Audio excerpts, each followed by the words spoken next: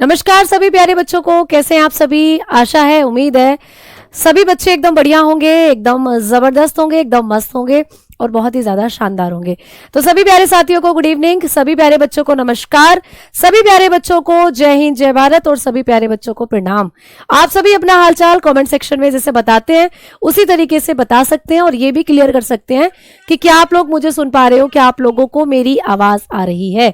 यदि हाँ, अगर आप मुझे सुन पा रहे हैं, आप लोग मुझे देख पा रहे हैं तो थम्स अप कर दीजिए कमेंट सेक्शन में और उसके बाद मैं अपनी क्लास को शुरू कर रही हूँ। तो सभी प्यारे बच्चे जो भी क्लास के साथ हमारे साथ जुड़ रहे हैं वो एक बार थम्स अप कर दीजिए और सभी को हमारा प्रणाम है, हाथ जोड़कर आप सभी को नमन है और आप सभी बच्चों को ढेरों आशीर्वाद और ढेर सारा प्यार। आप मेहनत करें और मेहनत जरूर आपकी सफल होगी, देख लेना। और आप लोगों का जो एम है, आप लोगों ने जो एम बनाया है किसी भी सरकारी नौकरी में सेलेक्ट होने का, वो जरूर आप लोगों का एम पूरा होगा। आप अपने गोल को अचीव जरूर करेंगे, ऐसी हमारी शुभकामनाएं आप सभी बच्चों के लिए। ठीक है भाई, तो ऑल ओके है, सब कुछ सही चल रहा है, क्लास एकदम आपको सही दिख रही है। चलो आओ, अब आ जाओ, आगे बात करते हैं। तो टॉपिक हम लोगों का चल रहा है डाइजेस्टिव सिस्टम। टॉपिक हमारा चल रहा है डाइजेस्टिव सिस्टम, जिसको हम कहते हैं पाचन तंत्र। तो बात हमारी पाचन तंत्र की चल रही थी कल की क्लास में, और मैंने कहा था कि जब भी आपके शरीर के अंदर भोजन के बड़े बड़े पार्टिकल जो हैं ये छोटे छोटे अणुओं में टूटते हैं, इसी को हम लोग कहते हैं पाचन, इसी को हम लोग कहते हैं प्यारे बच्चे डाइजेशन। कल आपने ये सारी चीजें बहुत अच्छे से पढ़ ली थी। कई दिनों बाद दर्शन हुए। नहीं भैया, क्लास तो हमारी कल भी हुई थी, क्लास तो हमारी परसों भी हुई थी, अब तुम कहाँ गायब थे ये मुझे नहीं पता, लेकिन दर्शन तो मैं रोज देती हूँ आप लोगों को। ठीक है, चलो आओ, अब हम आगे बात करते हैं। अब हम लोग पढ़ाते हैं आपको आपका पाचन तंत्र। तो कल की क्लास में मैंने आपको पाचन तंत्र से संबंधित 5 चरणों के बारे में बताया था। ठीक है, आप पढ़ रहे थे 5 स्टेप्स, और ये 5 स्टेप्स मैंने कहा था कि हम लोगों को बहुत अच्छे से पढ़ने हैं क्योंकि ये आपको एग्जामिनेशन में पूछे जाते हैं। ठीक है, तो आप लोग अब आ जाइए, रेडी हो जाइए। सबसे पहले हम लोग इन 5 स्टेप्स को लिखेंगे और इन 5 चरणों में क्या कुछ होता है वो समझेंगे, और इन 5 चरणों से कैसे प्रश्न बनता है पेपर में वो भी हम लोग करेंगे। ठीक है, चलिए भाई आ जाओ। तो 5 चरणों की बात करें तो सबसे पहला होता है इंजेशन। मैंने कल की क्लास में आपको लिखाया था इंजेशन, जिसको कहते हैं अंतःग्रहण, है ना, अंतःग्रहण। चलो बहुत बढ़िया। दूसरा जो बेटा स्टेप होता है जिसको कहते हो डाइजेशन, जिसको हम लोग कहते हैं डाइजेशन, यानी कि इसको हम लोग कहते हैं पाचन। ठीक है मैम, जो तीसरे नंबर पर स्टेप आता है, पाचन के 5 चरण होते हैं, मैंने आपको कल बताया था, है ना। अब पाचन के जो 5 चरण है, मैम शरीर में कितनी मेरु तंत्रिकाएं होती हैं बेटा? 31 जोड़ी होती है, 31 जोड़ी। ठीक है, हाँ जी, जो बुक आपकी 22 तारीख में लॉन्च हो रही है बायलिंगुअल है, बिल्कुल। आप लोग उसमें जो हेडिंग से आप लोगों की जो टर्मिनोलॉजी है जो डिफिकल्ट है हिंदी में, आप उनको कर सकते हो। ठीक है, इंग्लिश में भी बुक के द्वारा। तो आ जाओ, अब हम पढ़ रहे हैं कि मैम तीसरा जो चरण होता है ये होता है एब्जॉर्प्शन। क्या होता है बच्चा? एब्जॉर्प्शन, यानी कि जिसको कहते हो अवशोषण। भाई आपको पता है ना, जैसे कि कोई भी आप क्या खाते हो, आप खाते हो रस, खाते हैं ना रस चाय के साथ, बिस्किट खाते हैं चाय के साथ। तो जैसे ही बिस्किट को चाय में डुबोते हैं तो चाय बिस्किट को एब्जॉर्ब कर, जो बिस्किट है वो चाय को एब्जॉर्ब कर लेता है और फिर उसको तुम खा लेते हो। जैसे आपने ब्रेड खाया है कभी, ब्रेड को हम लोग क्या करते हैं, चाय में डिप करते हैं, तो ब्रेड चाय को एब्जॉर्ब कर लेता है और उसको फिर तुम खाते हो। तो एब्जॉर्प्शन का मतलब है किसी चीज को सोखना, किसी चीज का एब्जॉर्प्शन करना। तो आपके शरीर के अंदर जो आप खाना खाते हो, उस खाने में जो पोषक पदार्थ होते हैं उनका एब्जॉर्प्शन भी होता है। तो पढ़ेंगे कहाँ होता है। ठीक है मैम, फिजिक्स का न्यूमेरिकल भी रहेगा बुक में बेटा, बिल्कुल रहेगा। बायो, केमिस्ट्री और फिजिक्स, केमिस्ट्री के भी न्यूमेरिकल रहेंगे बेटा। बायो के अंदर डायग्राम भी रहेंगे आप लोगों के, सारी चीजें मिलेंगी आप लोगों को। ठीक है, चलो आओ आगे बात करते हैं। और मैम 4th नंबर पर जो चरण होता है जिसको कहते हैं एसिमिलेशन, बहुत इंपॉर्टेंट है। एसिमिलेशन बहुत इंपॉर्टेंट हो जाता है, जिसको कहा जाता है स्वांगीकरण। स्वांगीकरण, तो चलिए एक एक करके सबको पढ़ते हैं। मैम 4 हो गए। 5वां चरण कौन सा होता है? तो डीफिकेशन। 5वां चरण होता है भाई डीफिकेशन। डिफिकेशन, जिसको आप लोग एक और नाम से जानते हो, इसी को एक्सक्रीशन भी कहते हो, इसी को आप लोग एक्सक्रीशन भी कहते हो। ठीक है, उत्सर्जन, हिंदी में क्या कहते हैं? उत्सर्जन कहते हैं। तो आइए अब एक एक करके इन पांचों चरणों को पढ़ा जाए। बड़ा ध्यान से समझना बेटा, देखो रटना बिल्कुल नहीं है। मैं हमेशा कहती हूं एक के बाद एक प्रोसेस होता है ना, हमेशा सीक्वेंस में याद करना है इनको। ऐसा नहीं है कि एसिमिलेशन पहले आ जाएगा, डाइजेशन चौथे नंबर पर आ जाएगा, या डिफिकेशन पहले हो जाएगा, या भैया प्यारे बच्चों एब्जॉर्प्शन जो है वो लास्ट वाले नंबर पर आ जाएगा। नहीं, ये चरण हमेशा सीक्वेंस में याद करने हैं।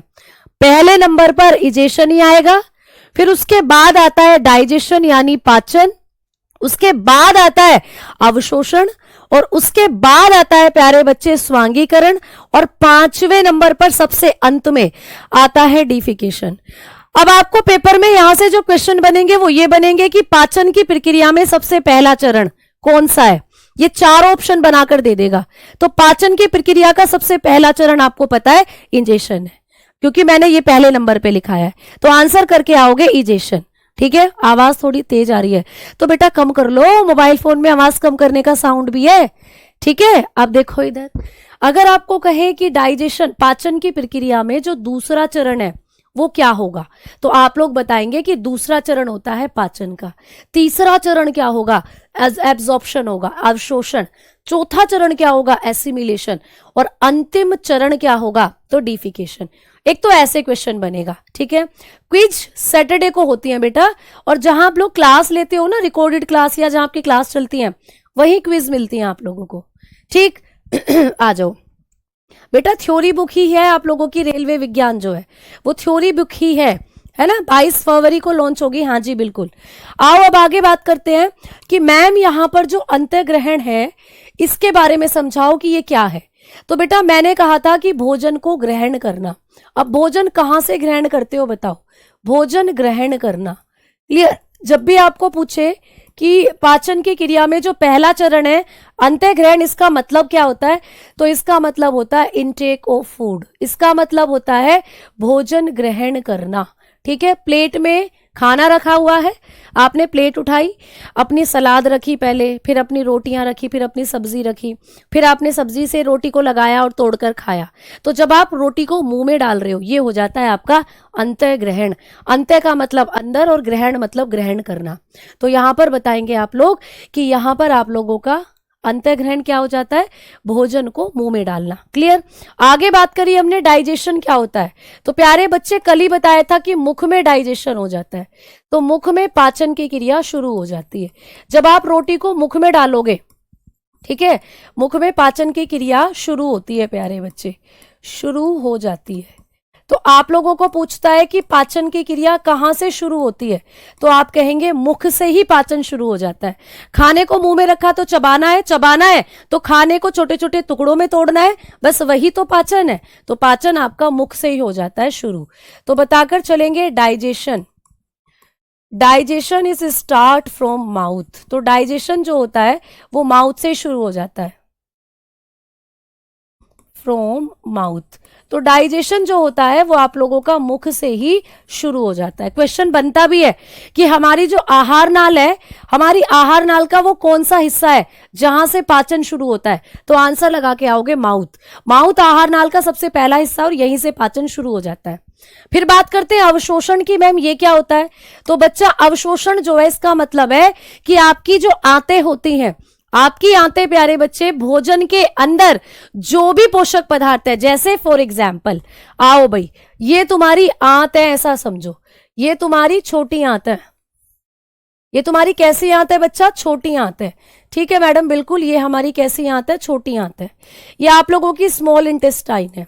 अब कभी भी आपको क्वेश्चन आता है कि छोटी आंत में क्या होता है, तो छोटी आंत में जो पाचन होता है ना वो कंप्लीट होता है। आपने बहुत बार ये चीज पढ़ी होगी कि हमारे शरीर के अंदर वो कौन सा अंग है जहां पर पाचन कंप्लीट हो जाता है, मतलब जहां तुम्हारा भोजन पूर्ण रूप से पच जाएगा।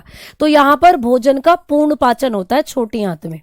भोजन का पूर्ण पाचन होता है छोटी आंत में। ठीक है, पूर्ण पाचन होता है। ये आपको पूछा जाता है कि भोजन का पूर्ण पाचन कहाँ होता है, आप कहते हो छोटी आंत में। ठीक है, कंप्लीट डाइजेशन हो जाता है यहाँ पर।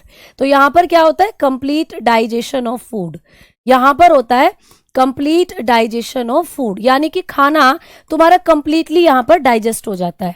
मैम कंप्लीटली डाइजेस्ट का मतलब जो तुमने खाना खाया था उसमें जो भी पोषक पदार्थ थे, जैसे तुमने खाना खाया उसमें विटामिन होती है, तुमने खाना खाया उसमें प्रोटीन होती है, तुमने खाना खाया उसमें कार्बोहाइड्रेट होते हैं, तुमने खाना खाया उसमें वसा होती है, फैट खाते हो ना, घी वगैरह रोटी पर रखकर सब्जी में डालकर, वो होता है। तुमने खाना खाया उसमें मिनरल होते हैं, कैल्शियम होता है, आयोडीन होता है, क्लोरीन होता है, सोडियम होता है, ये सब आपके खाने में होते हैं प्यारे बच्चे। ठीक है, जब ये सब आपके खाने में होते हैं तो आप लोगों का जो खाना है जब आंतों में पहुंचता है तो आपकी आंतें क्या करती हैं बेटा, आपकी आंतें इन सारे पोषक पदार्थों को अपने अंदर ले लेती है। फॉर एग्जाम्पल ये आप लोगों का पेट है, समझते चलना चीजों को। अब भाई ये तुम्हारी छोटी आंत है और ये तुम्हारा पेट है, ये तुम्हारा पेट है। तो तुम्हारे पेट के अंदर मान लो ये खाना रखा हुआ है, तो ये खाना ऐसे पेट से निकलकर तुम्हारी छोटी आंत में जाता है। अब छोटी आंत में जाकर ये खाना क्या करेगा बेटा, छोटी आंत के अंदर होती है ऐसे ऐसे उंगली के जैसी संरचनाएं। तुम्हारी जो छोटी आंत है इसमें पाई जाती है तुम्हारी उंगली की जैसी संरचनाएं।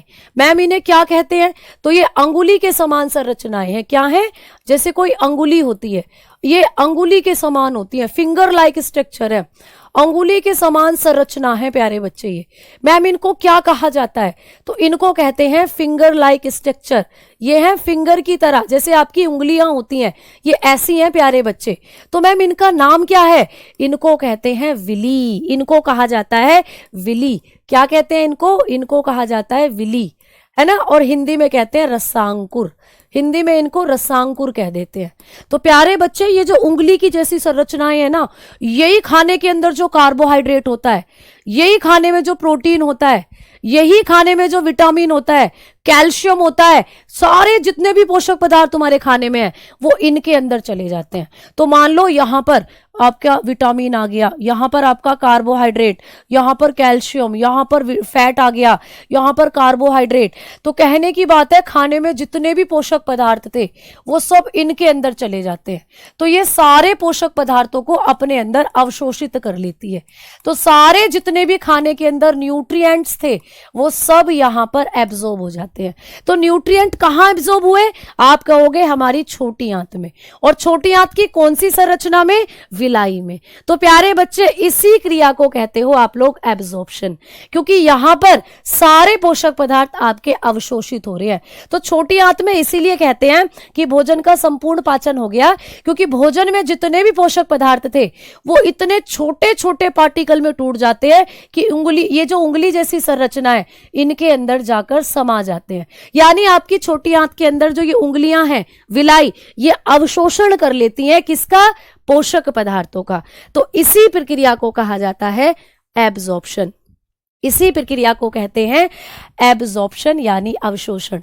तो अवशोषण क्या होता है, छोटी आंत के द्वारा, लिख लेंगे छोटी आंत द्वारा, छोटी आंत के द्वारा पोषक पदार्थों का अवशोषण। तो सिंपल बात भैया, पोषक पदार्थ अवशोषित हो रहे हैं खाने में, और है क्या, खाने में पोषक पदार्थ ही तो है। तो भैया जब आपकी छोटी आंत पोषक पदार्थों का अवशोषण कर लेती है, ठीक है, तो इसी को तो कहा जाता है एब्जॉर्प्शन, इसी को तो कहते हैं अवशोषण। तो खाना तुम्हारे मुंह से पेट में जाएगा, पेट से छोटी आंत में जाएगा, और छोटी आंत में सारे पोषक पदार्थ आपकी छोटी आंत की विलाई, उंगली जैसी संरचनाओं में समा जाएंगे, अवशोषित हो जाएंगे। इसी को कहते हैं अवशोषण, यानी कि एब्जॉर्प्शन लिखेंगे इंग्लिश में, absorption of nutrient, absorption of nutrients, absorption of nutrient by small intestine. तो आपको ना ऐसे भी पूछ सकता है कि जो भोजन के अवशोषण की प्रक्रिया है वो कहाँ होती है हमारे शरीर में।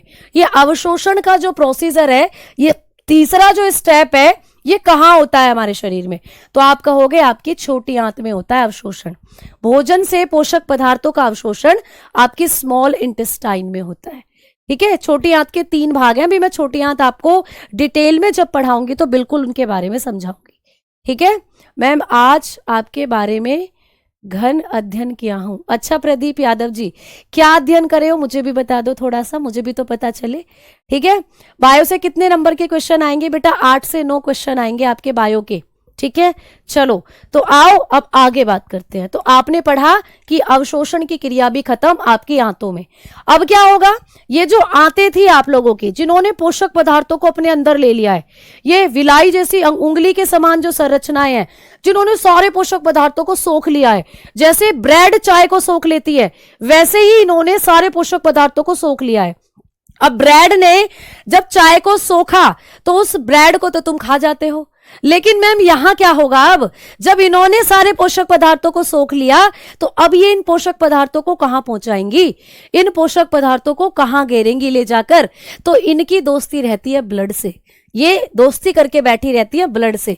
इनसे ये ब्लड से, इनके नीचे ना ब्लड बहता रहता है ऐसे, इनके नीचे छोटी छोटी ब्लड वेसल्स बहती रहती हैं इस तरीके से। तो ये सारे पोषक पदार्थों को एब्जॉर्ब कर कर मिला देती हैं ब्लड में। ये क्या है बेटा? रक्त है, तुम्हारा ब्लड है। तो सारे पोषक पदार्थ जो इन्होंने एब्जॉर्ब करे थे ये रक्त में छोड़ देती हैं। तो इस तरीके से सारे पोषक पदार्थ रक्त में मिल जाते हैं। अब रक्त महाराज क्या करता है? सारे पोषक पदार्थों को बहाकर आपके कोशिकाओं तक ले जाता है, आपके ब्रेन में, आपकी हड्डियों में, आपकी किडनी में, आपके दिल में, आपके लीवर में, आपके फेफड़ों में, आपके शरीर की हर कोशिका के अंदर प्यारे बच्चे क्या करते हैं? सारे पोषक पदार्थों को ब्लड जो है पहुंचा देता है। बेटा जो भी तुम खाते हो ना वो तुम्हारे ब्लड में मिला हुआ होता है। तुम्हारा ब्लड इतना कमाल का चीज है तुम्हारे शरीर में कि भैया जो भी तुम खाओगे वो ब्लड में निकलेगा जाकर।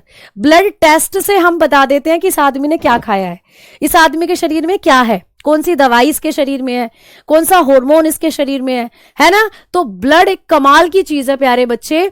आप लोग बताएंगे कि आप लोग जो भी खाएंगे वो एटलीस्ट आपके ब्लड में मिला होता है।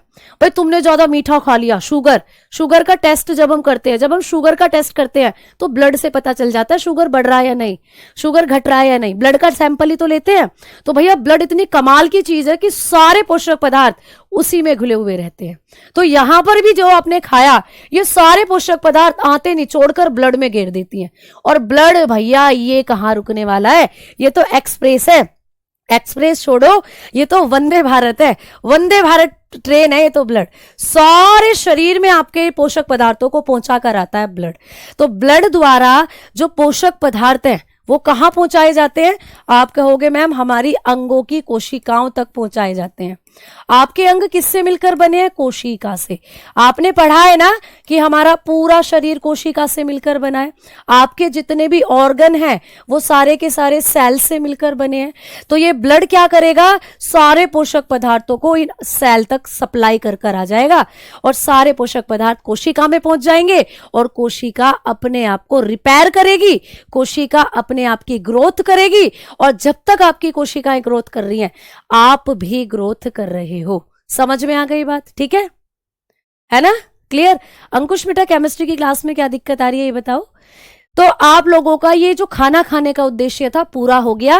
क्योंकि खाने में क्यों कहते हैं तुमसे अच्छी अच्छी चीजें खाया करो, क्यों कहते हैं कि हमें छोटे बच्चों को हरी सब्जियां देनी चाहिए, हमें छोटे बच्चों को फल देने चाहिए। क्यों? क्योंकि जैसा खवाएंगे बच्चे को वैसे ही न्यूट्रिएंट बच्चों की सेल में पहुंचेंगे। अब जब सेल के पास अच्छा प्रोटीन, अच्छा कैल्शियम पहुंचेगा तो सेल अच्छे से रिपेयर करेंगी। अब आपकी हड्डियों में कभी दर्द नहीं होगा। फिर जब आपकी कोशिकाएं हड्डी वाली सेल है, इनके पास प्रॉपर मात्रा में विटामिन डी और कैल्शियम पहुंचेगा तो आपकी हड्डियां कभी कमजोर ही नहीं होंगी। तो इसीलिए आप विटामिन ए खाएंगे तो आंखें कभी कमजोर नहीं होंगी। इसीलिए अच्छा खाना है, क्योंकि वो अच्छा खाना आंतों में एब्जॉर्ब होगा, आंतों के द्वारा ब्लड में जाएगा और ब्लड से कोशिकाओं में। तो अभी तक मैंने आपको क्या कहा कि जब आंतें पोषक पदार्थों का अवशोषण कर लेती हैं इस प्रक्रिया को कहते हैं अवशोषण यानी एब्जॉर्प्शन। अब आता है स्वांगीकरण। मैम ये क्या है? तो मैंने अभी कहा कि जब आंतें पोषक पदार्थों का अवशोषण करती हैं तो सारे पोषक पदार्थों को ब्लड में मिलाती हैं और ब्लड उनको पहुंचाता है कोशिकाओं तक। तो ब्लड का सारे पोषक पदार्थों को कोशिकाओं तक पहुंचाना यही होता है स्वांगीकरण। तो स्वांगीकरण क्या है भाई? आ जाओ लिख लेते हैं। यहां पे स्पेस थोड़ा सा कम है, मैं अगला पेज लेकर आपको बता रही हूं स्वांगीकरण के बारे में। जो चौथा स्टेप है स्वांगीकरण, ये क्या होता है मैम? स्वांगीकरण, एसिमिलेशन। बहुत आता है आपको, ऐसे क्वेश्चन आ जाता है कि पाचन की क्रिया में स्वांगीकरण का क्या मतलब है, स्वांगीकरण से आप क्या समझते हैं? तो स्वांगीकरण का मतलब होता है पोषक पदार्थों का, पोषक पदार्थ जो आंतों ने निचोड़े हैं, पोषक पदार्थों का रक्त के द्वारा कोशिकाओं तक पहुंचना। तो आपकी जो कोशिकाएं हैं उन तक पहुंच जाएंगे भैया पोषक पदार्थ, कोशिका तक पहुंचना, ये होता है स्वांगीकरण। तो स्वांगीकरण क्या होता है? पोषक पदार्थ रक्त के द्वारा कहां पहुंच जाएंगे? कोशिका तक। इस मेथड को कहा जाता है स्वांगीकरण।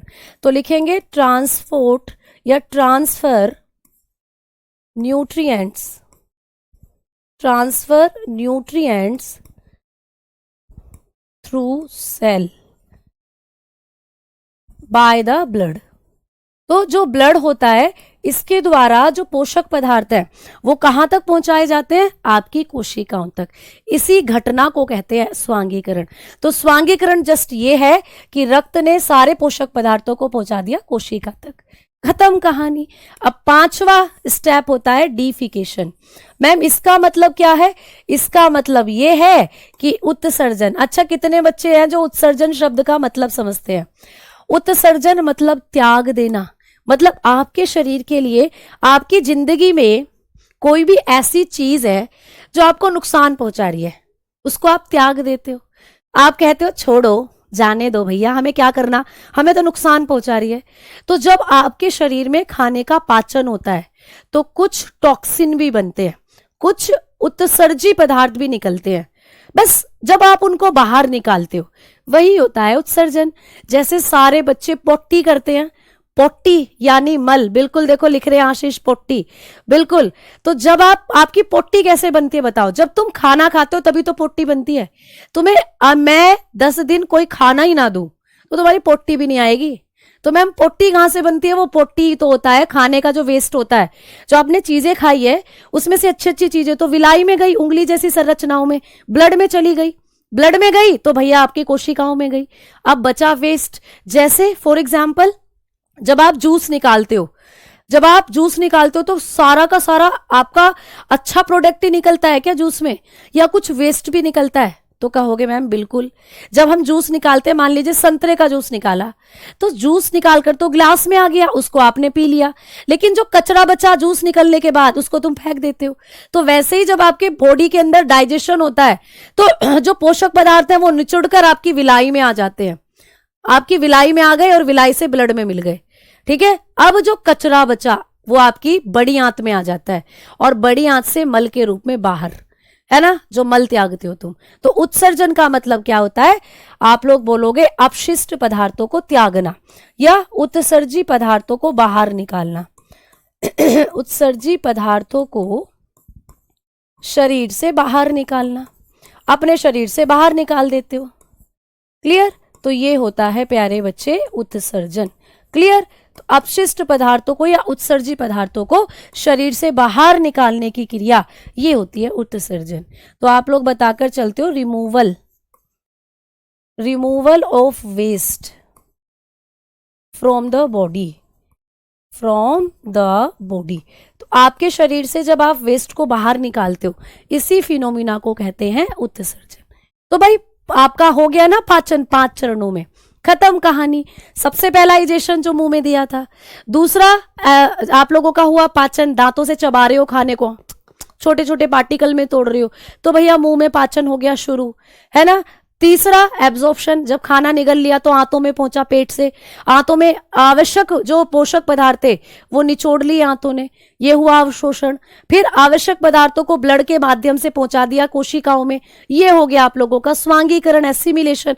और पांचवा जो वेस्ट बचा उसको निकालो भाई शरीर से, ये हो गया डिफिकेशन। फिर भूख लगेगी, फिर जाकर खाना खा लो, फिर यही 5 चरण चलेंगे। फिर वेस्ट प्रोडक्ट बाहर निकाला, पोटी लगी, कर ली पोटी, भूख लगी, फिर वही काम करोगे, तो दिन भर तुम यही करते रहते हो, है ना। तो ये हो गया आपके पाचन के 5 चरण। अब आगे बढ़ते हैं और अब बात करते हैं आपकी आहार नाल का जो सबसे पहला भाग होता है माउथ, इसके बारे में। तो सारे बच्चे हेडिंग डालेंगे माउथ यानी कि मुख। अब बात करते हैं भाई मुख के बारे में। माउथ। तो सबसे पहले आप लोगों को माउथ के बारे में 2-3 पॉइंट लिखने हैं। आपको पूछा जाता है कि आपका जो माउथ है इसी को आप लोग बक्कल कैविटी के नाम से भी जानते हो, बक्कल कैविटी, ठीक है, इसी को कहते हैं बक्कल गुहा।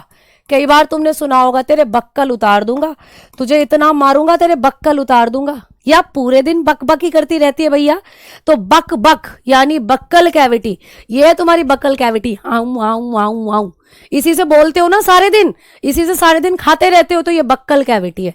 तो मुंह को ही आप लोग क्या कह देते हो, बक्कल कैविटी कह देते हो, बक्कल गुहा। दूसरा पॉइंट भैया, पाचन यहीं से शुरू हो जाता है, तो लिखेंगे पाचन मुख से शुरू होता है। मैंने ये पॉइंट आपको लिखवा भी दिया है, एक बार फिर से ऐड ऑन करेंगे कि पाचन मुख से शुरू होता है। आपको अभी बताया कि यहीं से डाइजेशन स्टार्ट होता है, तो लिखेंगे भाई digestion starts from here, digestion starts from mouth. तो आपके माउथ से ही डाइजेशन जो होता है वो स्टार्ट होता है आप लोगों का। क्लियर? अब बात करते हैं कि जो मैम माउथ होता है इसके बारे में हमें पढ़ना है क्या। आपको क्वेश्चन आता है कि जब डाइजेशन होता है तो इस माउथ में कैसा डाइजेशन होता है, इस मुख के अंदर कैसा डाइजेशन होता है। तो आप कहेंगे कि हमारे मुख के अंदर प्यारे बच्चे, मैम फास्ट चलो बेटा, इससे फास्ट हम नहीं चल सकते, ठीक है। मैं आपने 2 पॉइंट लिखे हैं। अच्छा भैया ये 2 पॉइंट है क्या अभी तक, अभी जो हमने लिखे हैं ये 2 पॉइंट है क्या? अगर बात सिर्फ लिखने की होती है ये 2 पॉइंट है क्या? कुछ बच्चे अपने आप को ना इतना स्मार्ट समझते हैं कि बस ये सोचते हैं कि टीचर तो एक कंप्यूटर है, टीचर तो एक कंप्यूटर है, 2 पॉइंट है क्या? अगर बात सिर्फ लिखने की होती है तो फटाफट पूरा बोर्ड भर दूंगी मैं तो भैया लिख कर, लेकिन बात सिर्फ समझाने की भी तो है, सिर्फ लिखने की नहीं है, समझाने की भी तो है ना बेटा। तो मैं समझा भी तो रही हूँ चीजों को, तुम तो बस लिख रहे हो, बैठकर लिख रहे हो, मैं लिख भी रही हूँ समझा भी रही हूँ। तो भैया ऐसे तो टोंट मत मारो कि पूरे 30 मिनट में तुमने बस 2 पॉइंट लिखे हैं, ये 2 पॉइंट मेरे ख्याल से तो है नहीं, ठीक है। आ जाओ बात करते हैं।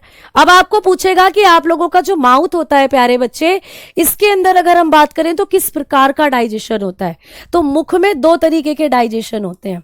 आपका जो मुख होता है, मुख में अगर पाचन की बात करते हैं हम लोग, आपके माउथ में अगर हम लोग डाइजेशन की बात करते हैं, ठीक है। आपके मुख के अंदर अगर डाइजेशन की बात चलेगी तो आपके मुख में कितने प्रकार का पाचन होता है पूछा जाता है। 2 तरीके के पाचन होते हैं आपके मुख में। आपके मुख में यांत्रिक पाचन भी होता है बेटा, यांत्रिक पाचन, मैकेनिकल, ठीक है, मैकेनिकल क्या डाइजेशन जिसको बोलते हो, आपके मुख के अंदर होता है मैकेनिकल डाइजेशन, क्लियर, यांत्रिक पाचन। और आपके मुख में प्यारे बच्चे केमिकल डाइजेशन भी होता है, रासायनिक पाचन की क्रिया भी आपके मुख में होती है। तो आपके मुख के अंदर रासायनिक पाचन भी होता है, केमिकल डाइजेशन भी होता है। तो आपका जो माउथ होता है इसके अंदर अगर हम लोग देखते हैं तो दोनों चीजें यहां पर होती हैं। आपको क्वेश्चन आएगा पेपर में कि माउथ के अंदर होने वाली पाचन की प्रक्रिया कैसी है, ठीक है। तो आप लोग बताएंगे कि मुख के अंदर दोनों तरीके का पाचन होता है। कौन कौन सा होता है? एक तो यांत्रिक पाचन होगा। यांत्रिक का मतलब कि जब आप लोग खाने पर प्रेशर डालते हो, जब आप अपने खाने को चबाते हो, तो खाना जब प्रेशर के साथ चब रहा है तो ऐसा केवल आपके मुख में होता है। आपको पता है ना कि आपका मुख, जब आपके मुख में दांत है और दांत प्रेशराइज्ड कर रहे हैं बेटा खाने को, जैसे तुमने मगरमच्छ का जबड़ा देखा होगा, मगरमच्छ के मुख में दांत है, ठीक है। तो मगरमच्छ के मुख में जब तुम चले जाओगे तो मगरमच्छ तुम्हें खाएगा तो अपने दांतों से, अपने जबड़ों से तुम्हारी मुंडी पर दबाव लगाएगा, तो तुम्हारा जो सर है वो प्रेशर के साथ ऐसे दबेगा। या किसी को भी जब खाता है मगरमच्छ, तो वैसे ही जब हम रोटी को चबा रहे हैं तो क्या रोटी मुंह में देने से ही अपने आप चब जाएगी क्या? ये बताओ। तुम कहोगे नहीं मैम हमें फोर्स लगानी पड़ेगी दांतों से, ऐसे करके दांतों से खाने को चबाना पड़ेगा। तो यहां पर हम मैकेनिकल डाइजेशन भी कर रहे हैं, यहां पर हम मैस्टिकेशन की क्रिया भी कर रहे हैं।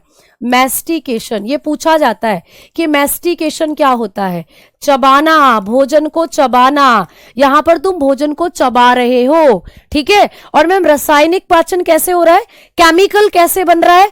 तो बेटा आपकी जो लार है, आपके मुख में होती है लार, आप सभी के मुख में लार है ना, लार है आपके मुख में। जब आप स्वादिष्ट भोजन की स्मेल लेते हो तो ये लार ज्यादा बनने लग जाती है। तो लार आपके मुख में है और लार में एक एंजाइम है बेटा, है ना। हम जाएंगे ही नहीं मगरमच्छ के पास, ठीक है, बहुत समझदार हो तुम। तो प्यारे बच्चे, जब आप लोग अपनी सलाइवा, अपनी लार के बारे में देखते हो तो इसके अंदर एक एंजाइम होता है। आपकी लार में होता है बेटा एक एंजाइम, आपकी सलाइवा में पाए जाते हैं एंजाइम। आपकी जो सलाइवा है इसके अंदर होते हैं एंजाइम। मैम कौन सा एंजाइम है? आप बताते हो टोलिन एंजाइम होता है, टोलिन, जिसको अभी डिटेल में आप लोग पढ़ोगे। ठीक है, तो ये क्या करता है, ये खाने में मिल जाता है, जो टोलिन नाम का एंजाइम होता है ये खाने में मिल जाता है और खाने का पाचन करने लगता है, खाने का पाचन करने लगता है। तो रासायनिक पाचन यानी एंजाइम, ये रासायनिकली, ये केमिकल होते हैं एक तरीके के जो एंजाइम है। तो बेसिकली आपके मुख में यांत्रिक पाचन भी हो रहा है और आपके मुख में केमिकल डाइजेशन यानी कि रासायनिक पाचन भी हो रहा है। तो ये इंपॉर्टेंट पॉइंट है, आपको दोनों पूछे जा सकते हैं पेपर में स्टेटमेंट के तौर पर। अब हम आगे बढ़ेंगे और बात करते हैं कि मैम जी हमारा जो माउथ होता है बेसिकली, ठीक है, इस माउथ के अंदर कौन सा पोषक पदार्थ सबसे पहले डाइजेस्ट होता है। जैसे ही तुमने खाना खाया और खाने के अंदर जब खाना मुंह में रखा तो ऐसा भोजन में कौन सा पोषक पदार्थ था जो सबसे पहले डाइजेस्ट हुआ। ठीक है संजीत, मैं आपके कमेंट पढ़ रही हूं बेटा। तो फोर्थ पॉइंट होगा कि मुख में कार्बोहाइड्रेट का पाचन सबसे पहले होता है।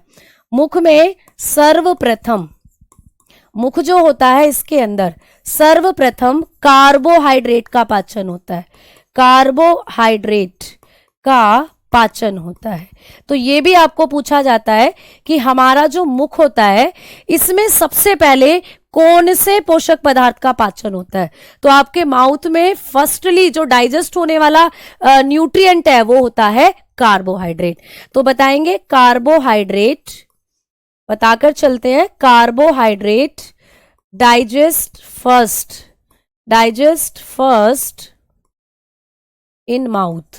तो प्रथम पचने वाला जो पोषक पदार्थ है आपके मुख के अंदर वो होता है कार्बोहाइड्रेट। कार्बोहाइड्रेट सबसे पहले पचता है प्यारे बच्चे आपके मुख में। ठीक है, क्यों? क्योंकि ये जो टोलिन है ये कार्बोहाइड्रेट पर ही क्रिया करता है, ये कार्बोहाइड्रेट ही पसंद है इसको, ये कार्बोहाइड्रेट को ही तोड़ने का काम करता है। ठीक है, लाइसोजाइम भी पाया जाएगा, अभी मैंने कहा सलाइवा के बारे में अभी बताऊंगी, अभी आप समझो। ठीक है, चलो, तो ये आपने चीजें करी कि आपका मुख जो है इसमें यांत्रिक पाचन है। यांत्रिक पाचन का मतलब जब हम प्रेशर डालकर खाने को चबा रहे हैं, तो जब आप अपने दांतों से खाने को चबाते हो, आपके ऊपर भी दांत है आपके नीचे भी दांत है मुंह में, तो खाना जब बीच में आ जाता है दोनों दांतों के तो प्रेशर पड़ता है ऐसे, तो इसको कहते हैं यांत्रिक पाचन, मैकेनिकल डाइजेशन। तो जिससे आपके भोजन का मैस्टिकेशन होगा, भोजन को चबाना। और बेटा दूसरा रासायनिक पाचन भी मुंह में होता है, क्योंकि मुख के अंदर एंजाइम बनते हैं लार में, और लार में होता है टोलिन एंजाइम जो खाने में मिलता है और खाने का पाचन करना शुरू करता है, और यही टोलिन कार्बोहाइड्रेट का पाचन करता है। तो मुख के बारे में ये पॉइंट आपने लिखे। आ जाओ बात करते हैं कि मुख में और कौन कौन सी इंपॉर्टेंट चीजें हैं जो पाई जाती है। 5वें नंबर पर बात करेंगे कि आपका जो मुख होता है इसमें प्यारे बच्चे 3 पार्ट होते हैं आपके मुख के।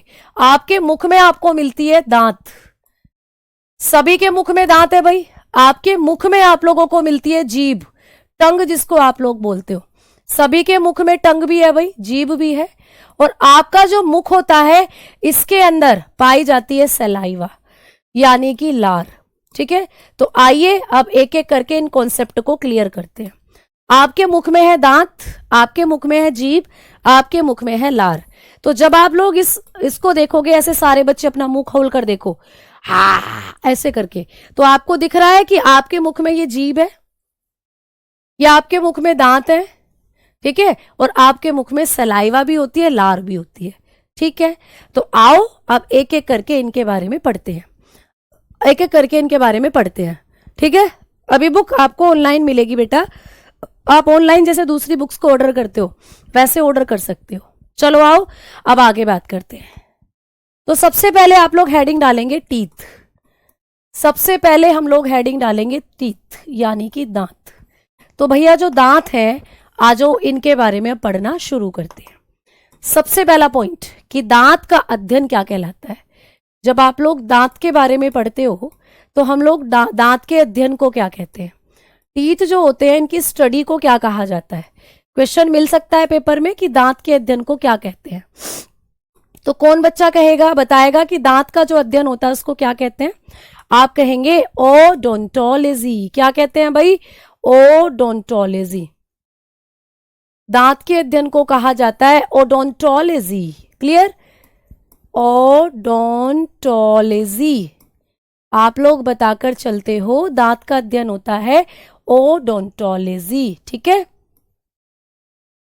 चलो अब मैडम जी, जो हमारे दांत होते हैं इनकी संख्या कितनी होती है हमारे मुख में? दांतों की संख्या कितनी होती है? तो जब आप लोग दांत के संख्या या दांत के नंबर्स की बात करते हैं तो आपके मुख में दांतों की जो संख्या होती है ये होती है भैया 32। आपके मुख में दांतों की कितनी संख्या होती है? 32 दांत है तुम्हारे मुख में, 32। अच्छा मैम, अब 32 दांत हैं तो इनको हमने कितने पार्ट्स में बांटा है? क्या 32 के 32 दांत एक जैसे हैं मैम, या अलग अलग दांत है हमारे मुख के अंदर? 32 के 32 दांत एक जैसे हैं या इनमें से भी कुछ अलग अलग है?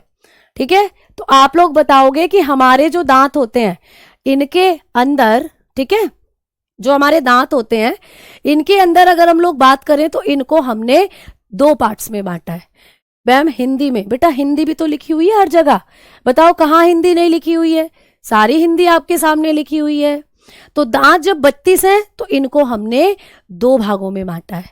कौन कौन से 2 पार्ट हो जाते हैं? तो आइए बात करते हैं। जब आप अपने दांतों की बात करते हो तो आपके जो दांत होते हैं ये बेसिकली 2 पार्ट्स में बटे हुए होते हैं। ठीक है, कौन कौन से 2 पार्ट्स में बटे हुए होते हैं हमारे दांत? मैम हमें बताइए। तो चलिए बिल्कुल बताएंगे आप लोगों को। आपके मुख के अंदर जो दांत होते हैं ये 2 पार्ट्स में बटे हुए हैं। देखेंगे कौन कौन से। एक होते हैं प्यारे बच्चे आप लोगों के मुख के अंदर पाए जाने वाले दांत जिनको कहते हैं टेम्परेरी टीथ। ठीक है, जिनको कहते हैं टेम्परेरी टीथ। एक होते हैं भाई टेम्परेरी टीथ जिसको हिंदी में कहते हैं अस्थाई दांत। ठीक है, अस्थाई दांत, अस्थाई दांत जिनको आप टेम्परेरी टीथ के नाम से जानते हो। और मैम दूसरे कौन से होते हैं? दूसरे होते हैं परमानेंट टीथ। दूसरे जो होते हैं वो होते हैं परमानेंट टीथ। दूसरे हो जाते हैं भाई परमानेंट टीथ। दूसरे हैं परमानेंट टीथ जिसको कहते हैं स्थाई दांत। तो दूसरे हो जाते हैं आप लोगों के स्थाई दांत। ठीक है, एक होते हैं स्थाई दांत और एक होते हैं अस्थाई दांत। अब मैम दोनों में अंतर क्या है? तो पहले तो दोनों की संख्या पूछी जाती है। जो बेटा टेम्परेरी टीथ है आपके मुख में ये होते हैं, इनकी संख्या होती है 20। ये कितने होते हैं? 20 होते हैं। मैम परमानेंट टीथ जो है ये कितने होते हैं? 12। यानी आपके मुख में 32 दांत हैं, 32 में से 20 ऐसे दांत हैं जो जीवन काल में 2 बार निकले हैं आपको, जो जीवन काल में 2 बार निकले हैं बेटा। ठीक है अंकुश, बहुत बहुत शुक्रिया प्यारे बच्चे, बहुत बहुत धन्यवाद।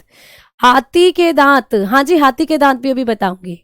ठीक है, चित्र में सभी पार्ट का नाम लिखें, उसे हिंदी में टाइप करवा दीजिए, बाद में समझ नहीं आता। बेटा जो चित्र में नाम है वो हिंदी में आप लोगों को मैं खुद बताती चलूंगी, आप बिल्कुल भी परेशान ना हो। इनका हिंदी में नाम मैं अभी आपको लिखवाऊंगी खुद। ठीक है, सुनो अब मेरी बात।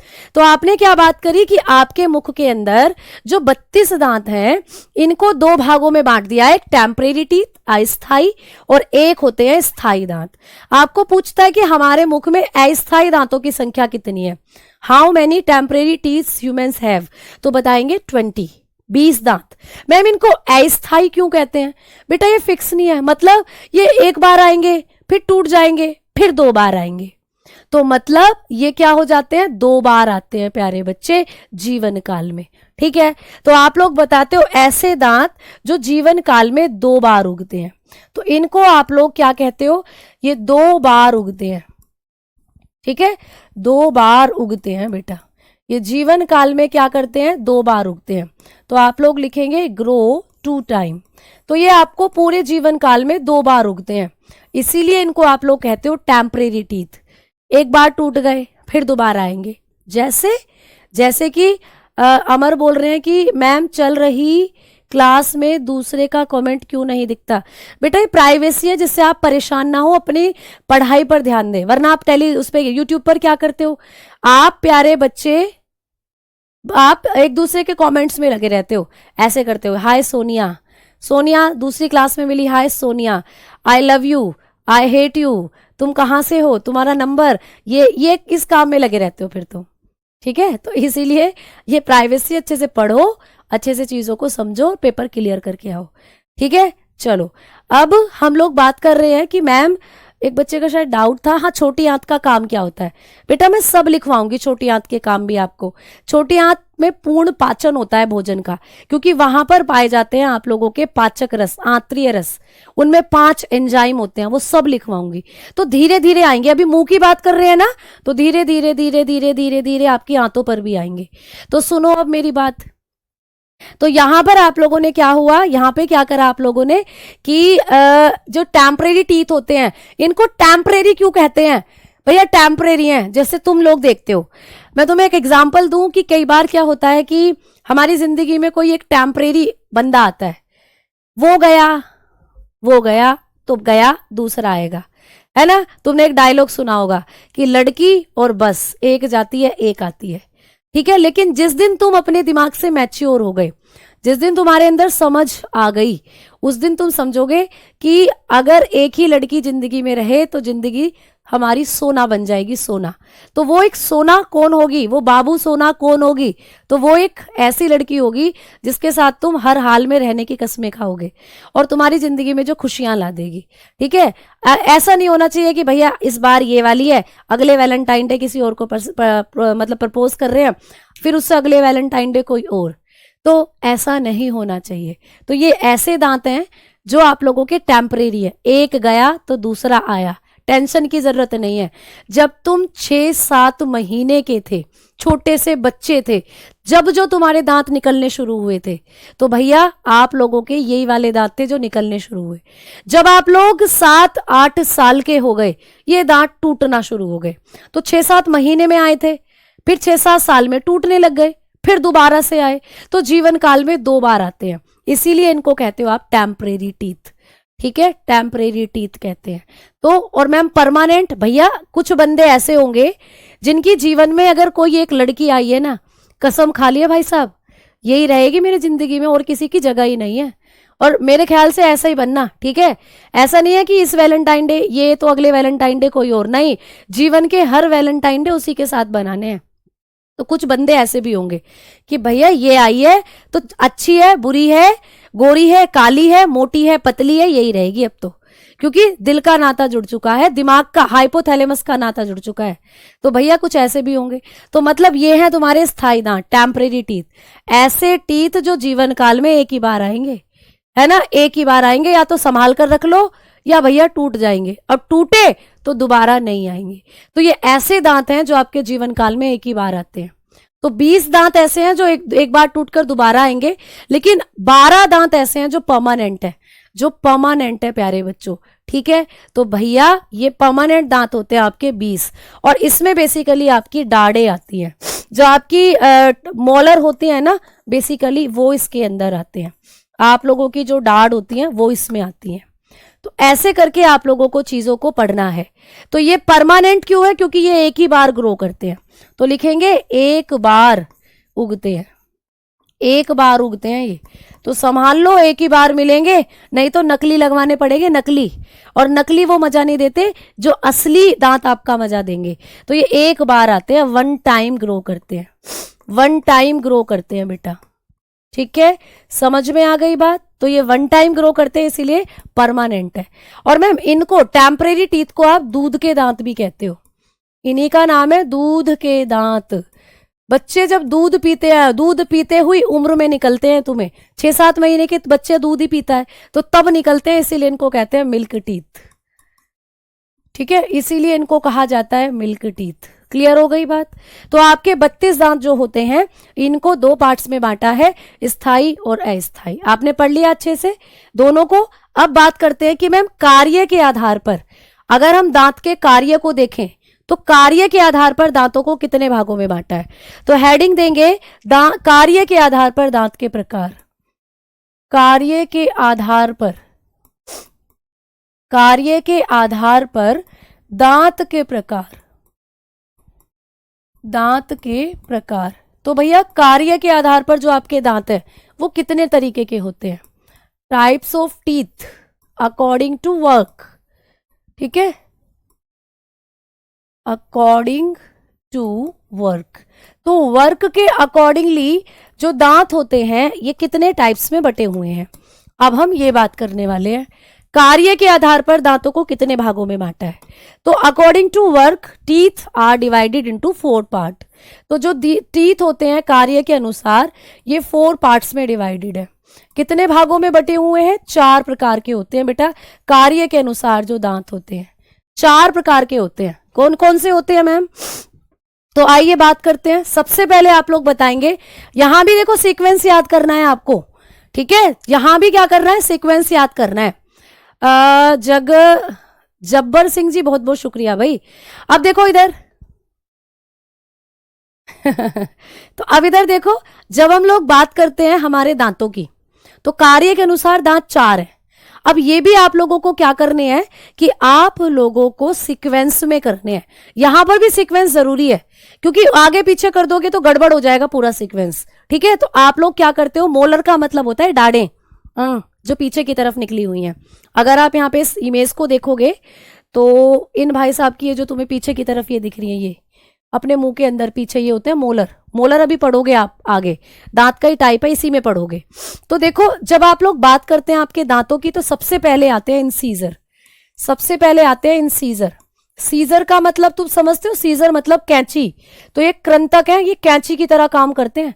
जैसे कैंची काटती है ना चीजों को, वैसे ये आपकी किसी भी फल को, किसी भी सब्जी को काटने का काम करते हैं। तुम्हारी किसी से लड़ाई हो जाए, तुम्हें कोई काट के भाग जाए ऐसे, तो यही वाले दांत है जो काटते हैं। छोटे बच्चे के मुंह में उंगली डाल दो, छोटा बच्चा तुम्हें काट लेगा, इन्हीं दांतों से काटेगा। तो इंसीजर हो गए ये आप लोगों के। दूसरे होते हैं केनाइन। दूसरे दांत होते हैं केनाइन, जिनको हम लोग क्या कहते हैं? रदनक हिंदी में।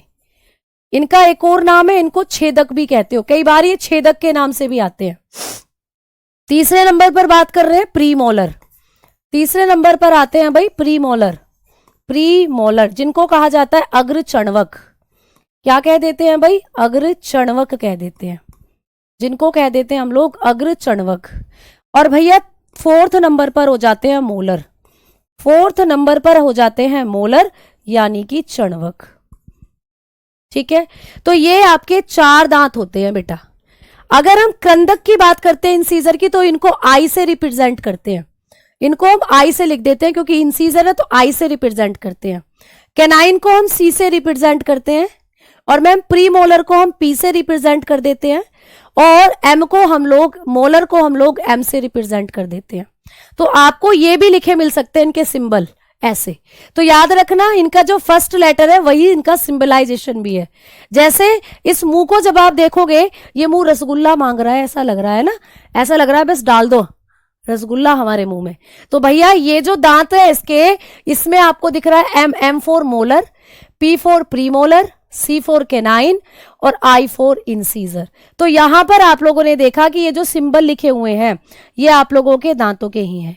तो इंसीजर अभी अभी मैंने कहा था कृंतक होते हैं, केनाइन आप लोगों के रदनक होते हैं, प्रीमोलर आप लोगों के अग्र चणवक होते हैं। अब इसको कहीं कहीं चणवक भी लिख सकते हो, कहीं कहीं इसको अलग तरीके से भी लिखाता है, ये मोलर होते हैं चणवक आप लोगों के। तो ऐसे करके आपको ये हिंदी में क्या करने हैं, याद। क्लियर?